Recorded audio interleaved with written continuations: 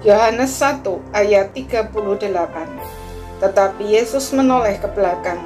Ia melihat bahwa mereka mengikuti dia, lalu berkata kepada mereka, "Apa yang kamu cari?" Kata mereka kepadanya, "Rabi," artinya guru, "di manakah engkau tinggal?" Apa yang kamu cari, maksudnya apa yang kau cari dalam hidup ini? Apa fokus hidupmu? Adalah pertanyaan penting untuk kita tanyakan kepada diri sendiri dan kita renungkan secara mendalam. Mengapa penting? Karena dengan melakukan hal ini, kita dihindarkan dari perasaan kecewa dan putus asa, bahkan kebinasaan karena telah mengharapkan hal yang sia-sia yang tidak seharusnya kita harapkan. Ada seorang yang sangat kecewa terhadap Tuhan dan berkata, "Tuhan itu tidak adil.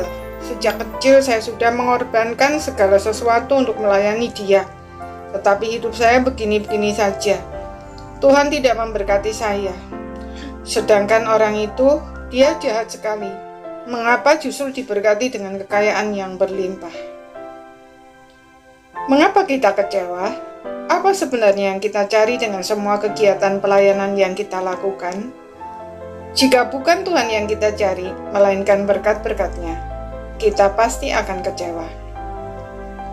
Dua orang murid Yohanes yang mengikuti Tuhan Yesus ketika ditanya apa yang kamu cari, tidak menjawab pertanyaan Tuhan Yesus, melainkan justru balik bertanya, "Rabi, di manakah engkau tinggal?" Rabi adalah sebuah gelar kehormatan yang diberikan oleh murid kepada gurunya atau pencari ilmu kepada orang bijak. Jadi, dengan menyebut Tuhan Yesus Rabi, secara tidak langsung mereka sedang menyatakan keinginan mereka untuk belajar daripadanya sebagai murid.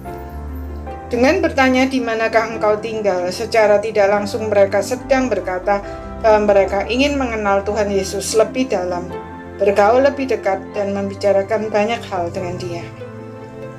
Dengan kata lain, mereka bukan sekedar mau tahu di mana Tuhan Yesus tinggal, bagaimana kondisi rumahnya dan lain sebagainya, melainkan mau menjadi muridnya. Berarti mereka sedang mencari hal-hal yang bernilai kekal. Itulah sebabnya Tuhan Yesus menjawab, "Marilah dan kamu akan melihatnya." Maksudnya bukan hanya melihat di mana Dia tinggal, melainkan mengenal Dia dan belajar daripadanya sebagai seorang murid seperti yang mereka inginkan. Perjalanan hidup mereka sebagai murid memang tidak mudah. Ada kalanya mereka harus menerima kenyataan yang tidak sesuai dengan apa yang mereka harapkan.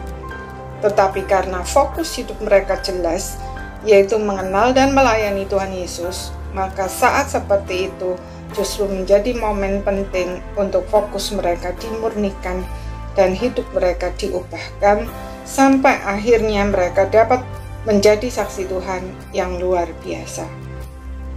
Apakah saudara rindu hidup saudara bermakna? Mari kita menyelidiki hati kita dengan senantiasa bertanya kepada diri kita sendiri, apa sebenarnya yang saya cari dalam hidup ini? Kiranya mengenal dan melayani Dia senantiasa menjadi fokus hidup kita. Amin.